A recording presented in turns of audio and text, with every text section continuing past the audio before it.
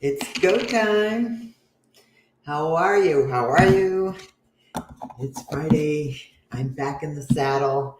Did you miss me last week, right? I was gone. I was in New Mexico visiting my sister Marcia. She's my oldest sister, and she's getting up there in age. So I'm getting up there in age. So we try to see each other as often as we can. But I'm never gonna I'm never gonna fly again. I'm always gonna drive next time. I'm gonna try that. All right, so I'm just gonna chatter for a minute, and we're gonna get ready to have some fun today. We've got two topics. We're getting back on our saddle with 101 ways to make money with real estate, and we've got two topics today. You're gonna like them, I think. I'm gonna give it a minute. And then I want to teach you something, or actually, I want to put a shout out to Araminta because she had asked me for some help in private messenger, and it's something that really kind of needs some assistance. Her question, so I'm going to answer that real quick, and then we're going to come back to 101 ways to make money in real estate. We've got two topics there for you. Okay, so I'm going to share screen. Araminta's question to me was, how can she target her ads when she boosts the post? How can she prevent that from going out to the United States, the entire United States? She wants her reactions to be more local. Okay. Now, first and foremost, boosting a post isn't really something that I recommend, but I will absolutely dive in and give you a little bit of insight into boosting. Boosting a post is very automated. It's very user-friendly, but it's very limited. Okay, so I'm going to share screen real quick here, and we're going to explore the boost button today. All right, for making a Facebook ad. Here we go. Let me share screen. Get up here. Yeah, that's the one. Okay, so you should be able to see my screen now here. Okay. All right, and this is my business page, my personal business page for my brokerage business. And I'm just going to scroll on down my news feed here and choose a post. You'll see you've got a boost button here. Okay. Now, like I said, I strongly recommend, if you don't know how to create very unique advertising for your brand, that's going to require the business manager to be verified and set up, that you seek help for that, because that's really the way to get some marketing under your belt and out the door. Okay. But if you just want to do something quick and dirty, I certainly use the boost button occasionally, typically for my open houses. For example, if I'm going to announce an open house, that's a good time to just quickly click the boost button and get it out the door. The problem with the boost button is the only objective that it affords you is engagement. Okay, so if you're looking for engagement, and absolutely there are moments in your strategy when engagement is very important. I'm going to go ahead and click on the boost button, and you should see something similar to what you're seeing here. Let me just double check myself before I go rattling off on a cage here. I got another screen to the side of me. I just want to make sure that everything is sharing correctly. And let me take care of this. Unless you can tell me in the comments, are you sharing? Am I sharing okay? Is everything visible? Let me know in the comments if you're seeing my screen or not. That seems to be, will be quicker. All right, but I'm assuming you can see my screen. Over up here in the upper right-hand corner, first check and make sure you're in the right ad account. Now you see I've got several ad accounts. So make sure that, of course, you are in the right ad account first up here. You should see the post here that you're looking to boost, but let's start right here. Okay, the goal is your objective. What is the results? If you're going to go with automatic, you are telling Facebook to select the most relevant goal based on your settings. Okay. This is very automated. This is, marketing for, I don't want to say marketing for dummies, but if you want something quick and dirty, the boost button is it. Okay. You can change it here and get yourself, more detailed if you'd like. If you'd like messages, more engagement, more leads, more website visitors, or more phone calls. Okay. So there you have some options you can choose. Now, here's your button. I would suggest learn more if you're going to use a button, unless you're looking for messages, for example. Facebook's very particular on that. Go ahead and just use either learn more or send a message or the phone call if that's what you're going to do. Okay. Here you have the opportunity. You must select the special ad category. I'm assuming everyone knows today that you would need to turn that on. Okay. And then you would select housing. If you don't, your ad will be rejected. Okay. The next, scrolling down here, if you use these Instagram, Messenger, WhatsApp, you can connect all those. You have that ability right there. Okay. Here's your welcome message if you're going to use it in any of those apps. And I'm just going to scroll on down here because this is what we're looking for. Your audience, Araminta. This is where you will correct your location. Click on that little button right there. You see the edit. I'm going to get out of here one more time just so I can show you audience details, right? And you got location right here. You'll edit this right here and scroll down to location. Now, if you've got the United States there, just X off the United States and it gives you the location here. You can put the property address. You can put your city. Know that you've got a 15-mile minimum radius from this pinpoint. Okay, so if I wanted to put in my home address, you should be able to pick up just about every location or close enough to it. There's my home address, and it's going to automatically be set by virtue of the special ed category for a 15-mile radius. So right there is where you're going to correct the location. Do not just hit the boost button and go, right? Come in here, and once Facebook knows your settings, it pretty much will keep that for you, okay? After you do it a couple of times. But don't just click and go without making these corrections, and don't try to market the United States on a dime, okay? If you're going to market the entire United States, that's going to require a huge budget, okay? And a purpose, right? But that's where you'll get that from, Araminta, okay? And you can continue down this path here. You got duration, you've got an end date, you've got a budget. Make sure you've got your payment and your placements at the bottom, okay? All right, so I'm not going to spend too much time on that. I just want to answer that question for you, Araminta. And we'll move on from there. Okay. How about that? All right. Now, I'm going to move on to 101 ways to make money in real estate. Number 25 is sell stuff to realtors. Now, I had to chuckle, of course, because, we all try to sell stuff to realtors, don't we? Or a lot of people do. But I got to be honest with you. I've been in this business a really long time, and it was not always as easy to get educated as it is today. And when you think about it, what other industry allows you to tap into someone else's knowledge for sometimes pennies on the dollar, right? In terms of paying for knowledge. Except the real estate industry. When you think in terms of everything that you've got at your fingertips, from free, all the way up to thousands of dollars that you could pay for your education. But for the most part, you could really get yourself educated really pretty reasonably. Don't you say? Don't you think? You know what I mean? Do doctors get to buy a $50 course or even $1,000 course or a $50,000 course? I don't know. How do they keep up with their education? I don't know. Is it something that they have to invest in?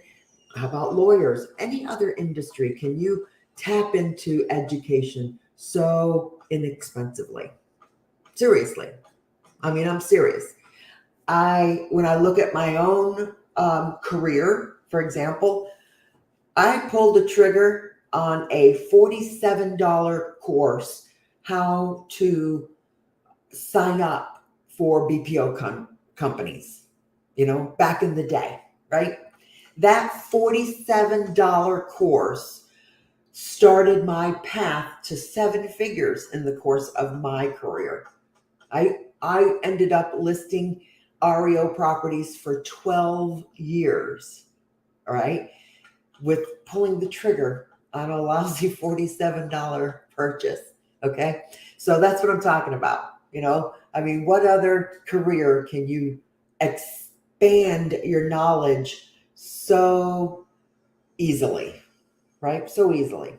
There's no limits to what you can do. Okay. With your education in this industry. That's kind of all I want to say to that. Yes, you're going to constantly have, as a realtor, you get bombarded with stuff that are people that are trying to sell you stuff, tools, education, brokerages, everything. You get sold everything. And let me tell you, that's definitely a skill that you're going to want to develop in your career, is to read between the lines, right? Read between the lines if someone's trying to pitch you a tool, a new CRM. You know what I mean? You could change your CRM every year and you would be going backwards, chasing shiny objects. That's the point I want to make there. You know what I mean? You really have to find something that you're going to put your teeth in, that you can stay the course with, because that's how you progress. You know what I'm saying? That's how you progress. Don't chase shiny objects. Find a tool that works, that serves its purpose. I'm not saying put blinders on. There's always going to be improvements in technology, but you have to realize that you've got a period of time where you need to do your research. When you're going to make this kind of a decision, do your research, get all your facts, and make the decision once, so that you're not chasing shiny objects and you can stay the course. Okay. There's always going to be 101 ways to sell realtors the same thing a different way.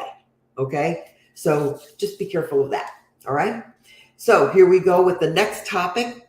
BRRR, don't be left in the cold. I mean, we're kind of really just kind of talking about that, as far as, being left in the cold. You have to, I guess I'm going to stop sharing. Good night. There we go. Nobody is even telling me that I'm sharing screen here. There we go. All right. I am back. How about that? All right. So BRRR, don't be left in the cold. Let's see. How is that relevant, right? In terms of the real estate industry. And again, I come to term, what comes to mind is the technology. You do have to make a decision at one point to advance, of course, or you would be left out in the cold. I mean, let's think about it here for a minute. We aren't using fax machines anymore, are we? You know what I mean? I have seen technology come and go in this industry, and we all laugh, fax machine, ha ha ha. But that's just, icing on the cake. CRM certainly weren't a thing 22 years ago either. I promise you, it was a Rolodex. A Rolex, not a Rolodex, that's a watch. A Rolex. Can you remember a Rolex wheel of just, cards on a wheel? That's how we kept our contacts together, honestly. And then we advanced into, God, I had a business card holder that it was my Bible for the longest time, right? So yes, you have to, stay out of the cold in terms of advancement. Otherwise, you will become obsolete. We all like to laugh and giggle at us old agents here, I'm included. Good thing I have a couple of children that have,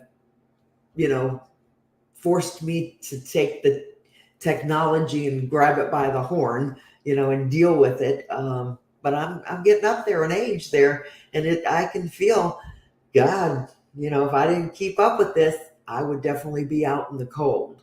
Okay, so it's really easy to put blinders on, but this business isn't really built. It's a relationship based, whether it's your customers or it's your colleagues. You really, you will definitely probably do well for yourself embracing both. Okay, embrace your colleagues, get involved with your board of realtors if that's even still a thing. I mean, I'm not as involved in my board of realtors today as I have been over the years. But over the years, it was definitely something that has contributed to the growth of my business. Being involved with the board of realtors, I was on the awards committee, did the donations, did the golf tournaments. I was very involved with our board of realtors, and that definitely is something that I think is important, to definitely have that connection as well. Okay. All right. There you have it. I'm just spilling my blah, blah, blah here. If you got something to talk about, go ahead and drop it in the comments for me. How's that? Ooh, I just changed that. That was kind of cool. There we go. I'm changing the formats here on this. Okay. All right.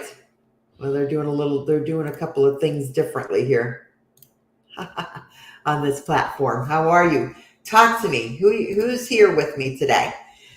I had fun in New Mexico. That was fun. I went and saw my sister. New Mexico is, I don't know. I had to get relocated to New Mexico to live with my sister after my mom had passed away when I was about 15 years old.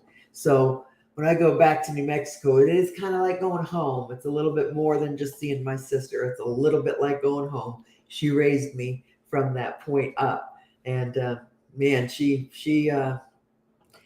pulled me out of New York. Like I said, my mom had passed away young, and so did my mom. My dad had followed about a year and a half later. So I'm running around New York crazy. She got me out of there. All right. Hello. Nice to see everyone. Thank you. Got any questions? Got anything you want me to talk about? Ask me anything. If you're here, you might as well jump on the thread and put something out there, right? Did you see earlier where I worked on I showed Araminta how to boost a post and drill down her targeting. But let me again caution you, if you're running Facebook ads, make sure that you've got your business manager set up correctly. And if you need help with that, absolutely let me know. Otherwise, you're not going to be able to take advantage of all of the tools and marketing products that Facebook has to offer.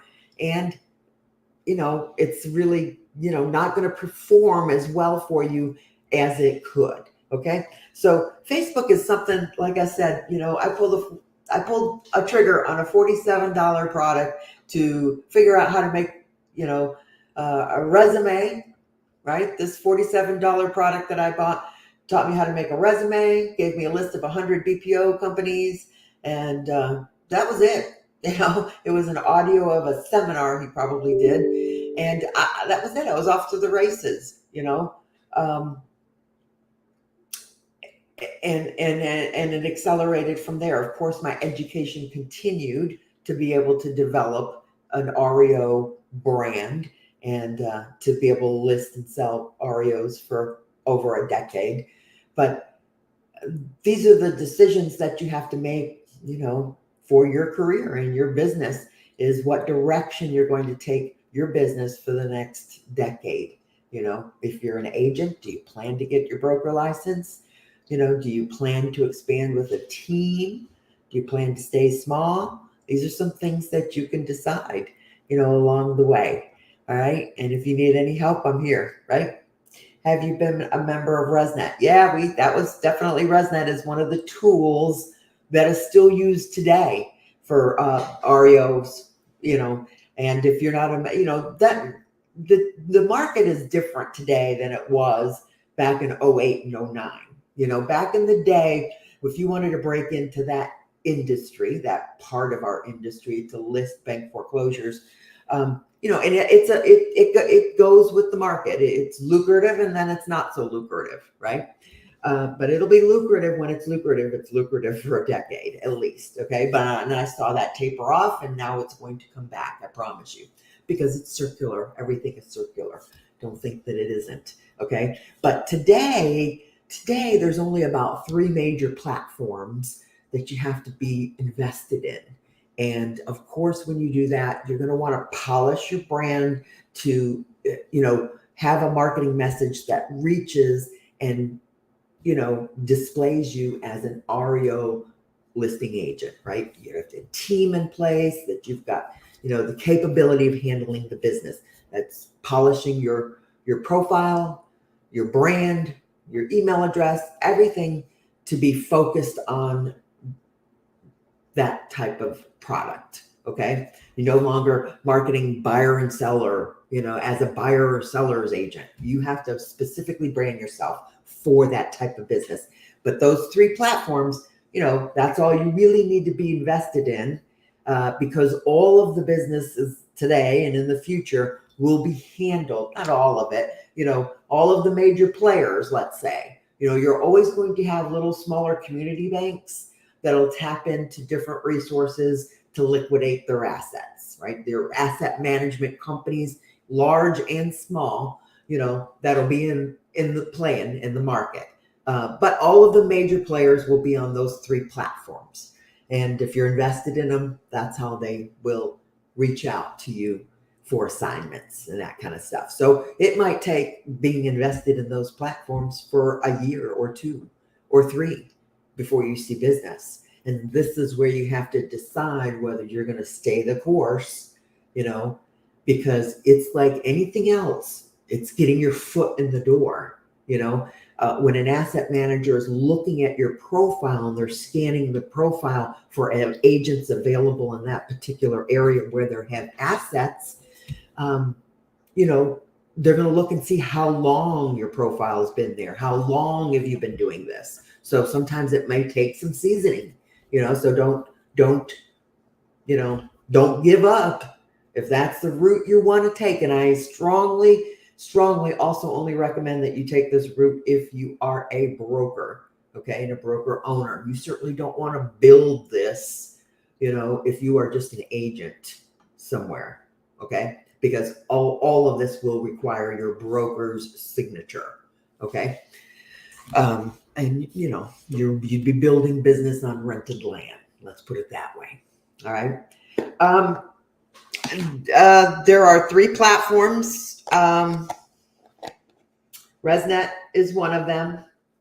And honestly, I'd have to go back and look at my notes on that. I did a whole workshop of the distressed property workshop.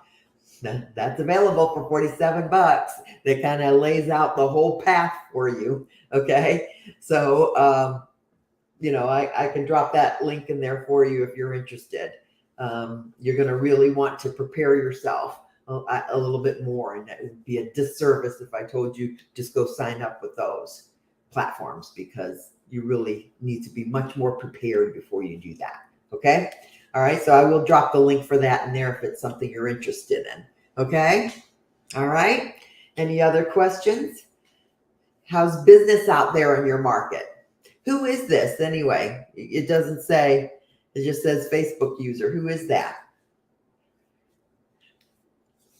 Tell me who you are. All right. Any other questions? Anything else? I'll be back on the horse again every Friday at 11. Regina Miller, thank you. Thank you for that question. I don't think I've ever met you before. Welcome. Welcome to the group. I appreciate you dropping by today. I'm out here every Friday at 11. And I'm putting together a good program here. Do you do any Facebook marketing? Are you doing Facebook ads? Let me know if that's something I really feel strongly about. So I really want to make sure that everybody in this group has a good understanding of Facebook ads. Okay, so let me know if you in the comments if you run ads currently for your business page, and if you feel like that would be something that would help you. Okay. All right, I'm going to let you go. I've been babbling a little bit too much. I got to get going. You know how it is your first day back from vacation?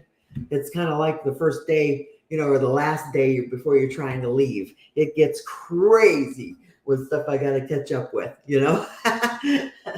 So I'll talk to you later. Bye-bye.